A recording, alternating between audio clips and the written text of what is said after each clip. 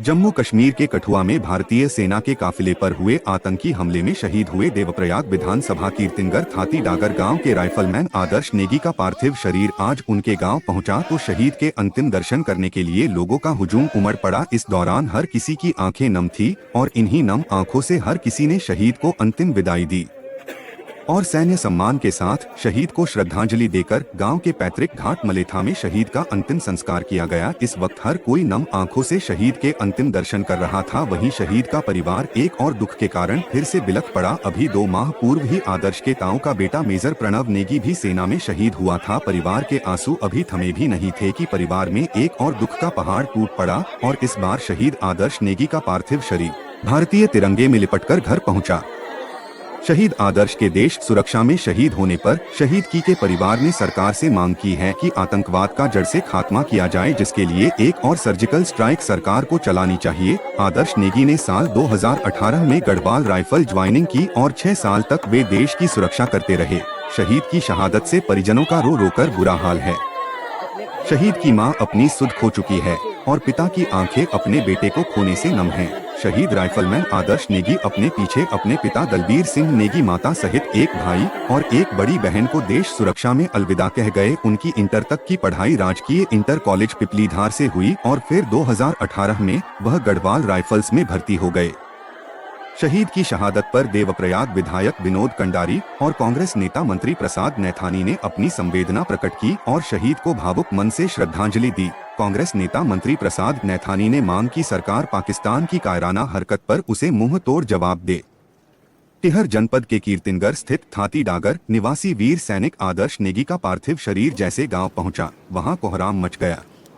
उनके पिता दलबीर सिंह सहित पूरे परिवार और गाँव वालों का रो रो कर बुरा हाल था। स्थानीय विधायक विनोद कंडारी ने परिवार को सांत्वना देते हुए सरकार की ओर से हर स्तर पर मदद का आश्वासन दिया।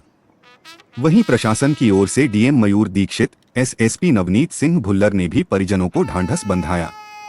कहा कि प्रशासन उनकी हर संभव मदद करेगा। इसके बाद शहीद की अंतिम यात्रा गांव से शुरू हुई। उनका अंतिम संस्कार राजकीय और सैन्य सम्मान के साथ कीर्तिनगर के पास मलेथा में पैतृक घाट पर अलकनंदा नदी के किनारे किया गया। इस मौके पर भाजपा के जिलाध्यक्ष राजेश नौटियाल, पूर्व कैबिनेट मंत्री प्रसाद नैथानी सहित हजारों लोग मौजूद रहे।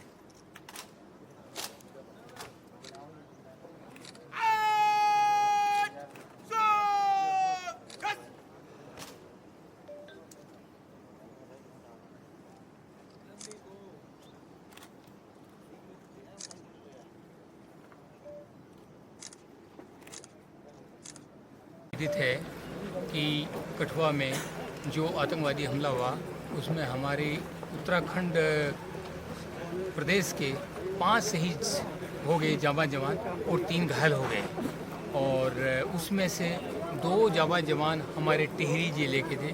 नायक विनोद, जो कि जिनकी फैमिली अठूरवाला रहती है, वहाँ आज माननीय मंत्री सैनिक कल्याण मंत्री जी भी गए थे उनके परिवार से मिलने के लिए और उनका अंत्येष्टि जो है वहाँ पे किया गया है पुनानंद घाट पे। वहाँ पे माननीय मंत्री जी प्रेमचंद अग्रवाल जी और दूसरे माननीय मंत्री जी उनियाल जी, सुबोध उनियाल जी वहाँ पे उनके वहाँ गए। और यहाँ पे आदर्श नेगी के आपको पता ही है या जन सैलाब आप देख सकते हो जिस हिसाब से पब्लिक गाँव के रिमोट गाँव के अंदर भी आई है और इसको सरकार ने बड़ा सीरियसली लिया है और आतंकियों का सफाया करने के लिए सभी सरकार उसमें आप पेपर में पढ़े रहे होंगे, सख्त से सख्त निर्देश जारी करेगी और उनका सफाया किया जाएगा वहाँ से। ये बड़ा दुखद समाचार है कि एक वीर सिपाही यहाँ का शहीद हो गया और अभी 30 अप्रैल को उनका बड़ा भाई मेजर प्रणव नेगी आल्सो वो लेह में हो गया। एक ही परिवार के एक ही ब्लॉक के 2 भाई चले गए हैं। ये बड़े दुख का है, लेकिन उन्होंने देश के लिए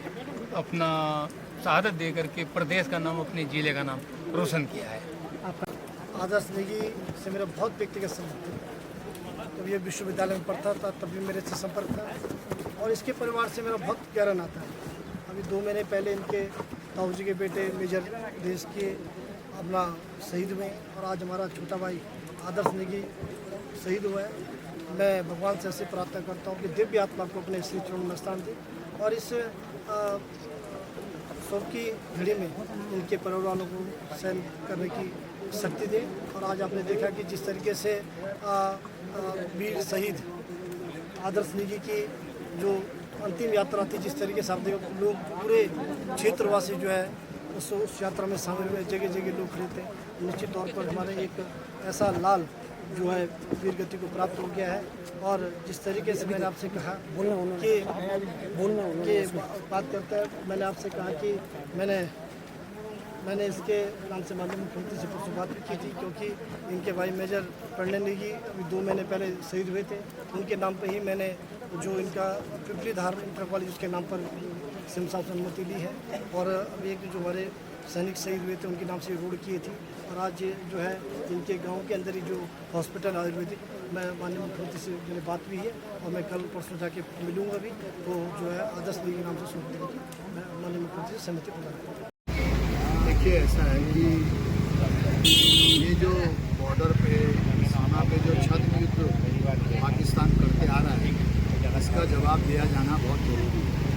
किसी चीज़ की एक सीमा होती है और ये डे बाय डे जो है ये सीमा ये पार करते जा रहे हैं। तो पहली बात तो ये है कि इसका जवाब दिया जाना चाहिए और उन आतंकवादियों को सबक सिखाया जाना चाहिए।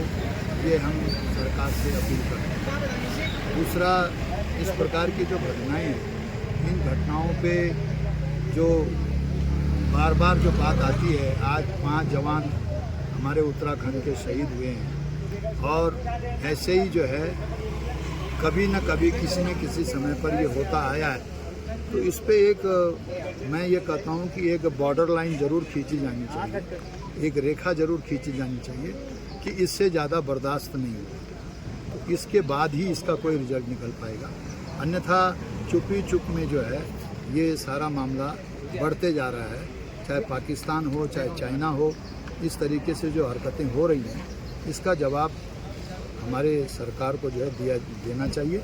और जो लोग शहीद होते हैं उनके परिवारों का भविष्य में पूरा ख्याल रखा जाना चाहिए, ताकि उनको ये महसूस न हो कि हम अनाथ हो गए। तो ये हमारा आज सरकार से अनुरोध है। और बाकी मैं जो हमारे 5 जवान शहीद हुए हैं उनकी आत्मा को अपनी श्रद्धांजलि अर्पित करता हूँ।